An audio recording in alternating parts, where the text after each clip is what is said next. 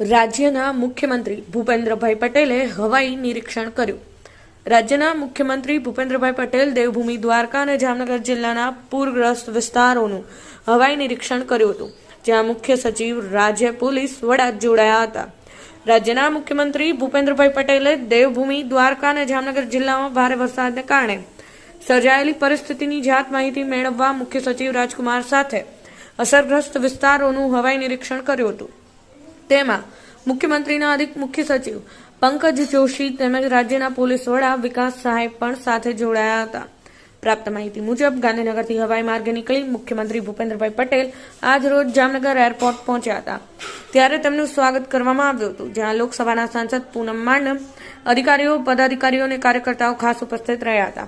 ત્યાંથી દેવભૂમિ દ્વારકા નજીકના કુરંગા ગામે આવેલી RSPLD ઘડી કંપની ખાતે પહોંચ્યા બાદ દેવભૂમિ દ્વારકા તેમજ કલ્યાણપુર તાલુકામાં ભારે વરસાદના કારણે પૂર અસરગ્રસ્ત વિસ્તારોમાં હવાઈ નિરીક્ષણ કર્યા બાદ મુખ્યમંત્રી ભૂપેન્દ્રભાઈ પટેલ ભાજપ સંગઠનના હોદ્દેદારો, પદાધિકારીઓ, કાર્યકરો અને અધિકારીઓ સાથે ખાસ બેઠક યોજાઈ હતી.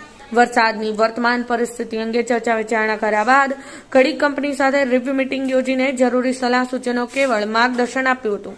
ત્યારબાદ કુરંગા હેલીપેડ ખાતે સાંજે આશરે 7 વાગ્યાની આસપાસ તેઓ પ્રયાણ કરી જામનગર થઈને અમદાવાદ તરફ રવાના થશે. આ મુલાકાત માટે જિલ્લા પ્રશાસન તેમજ સંગઠન ટીમ દ્વારા જરૂરી વ્યવસ્થા તેમજ બંદોબસ્ત ગોઠવવામાં આવ્યો હતો.